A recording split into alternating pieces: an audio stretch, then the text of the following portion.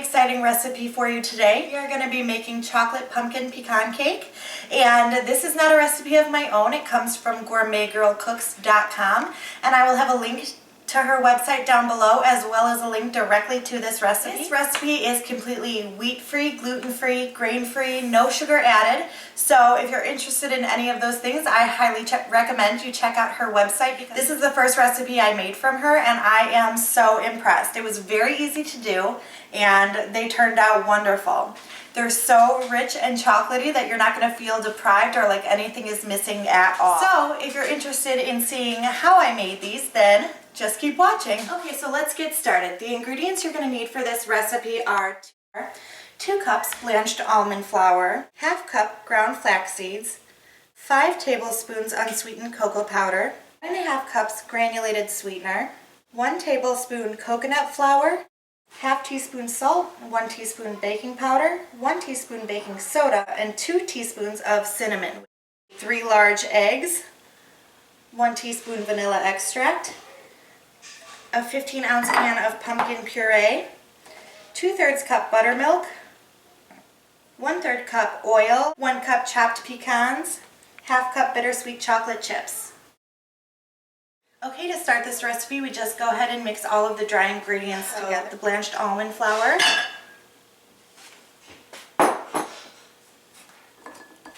flaxseed, sweetened cocoa powder, this mixture of coconut flour, salt, baking powder, baking soda, and cinnamon, and the granulated sweetener. Once those are all in the bowl, you just mix them up with a whisk to make sure there are no lumps and that everything is incorporated nicely.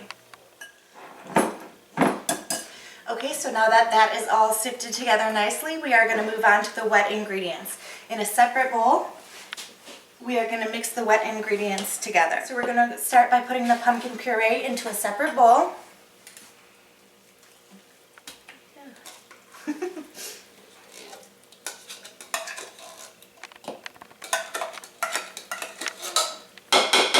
So into the pumpkin puree, we're going to add the 3 eggs, which I have beaten. Add those right in there. I'm going to add the 2/3 cup of buttermilk. I'm going to add in 1 teaspoon of vanilla extract. And the last thing I'm going to add into this is 1/3 cup coconut. I'm just going to mix this whole mixture up until it's nice and smooth. I'm just going to whisk this until all of the lumps seem to be out of it. It might be easier if you wanted to use a mixer, but I am using a whisk. Okay, so that seems to look fairly smooth, and now I'm just going to mix the wet ingredients into the dry ingredients. Is this all going to fit me here? Okay, now we're just going to beat these ingredients together until it's nice and smooth. This is probably another step where you might want to use a mixer. I'm sure that would be much easier, but we're just going with it.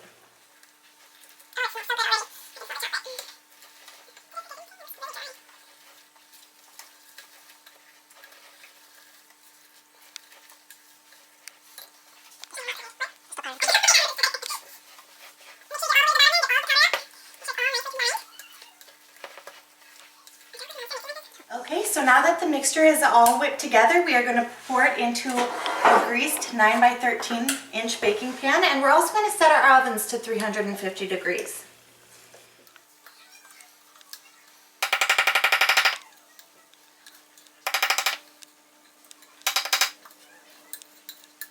I'm just going to go ahead and smooth this mixture out until it's one nice even layer.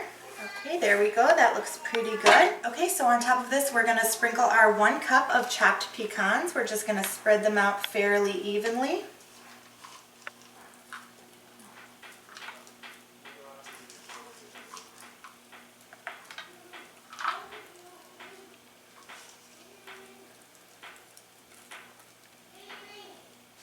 And then our last step is to sprinkle about ½ cup of dark chocolate chips on the top. The recipe that I got this from, she said that she used 70% cocoa chocolate. I am using 63%, but honestly, the higher count of cocoa, the better it is for you. So I am just using 63% because that's what I could find, but any sort of dark chocolate chips will work. This is what our mixture looks like, and we are just going to go ahead and pop this in the oven for 40 to 50 minutes. Let's go ahead and stick that in the oven. It has been just about 40 minutes and these bad boys are ready. I have just pulled them out of the oven, and to make sure that they're ready, I inserted a toothpick into them and it came out cleanly. So now what we're going to do is we're just going to allow these to cool completely in the pan, and then we're ready to serve them. So again, this recipe comes from gourmetgirlcooks.com, and if you are interested in any sort of wheat-free, gluten-free, or no sugar added recipes, I highly recommend you go check that website out. I'll leave a link to her website down below, as well as a direct link to this recipe.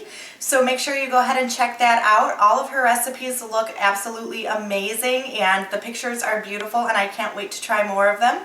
And yeah, I will see you guys later. Bye guys.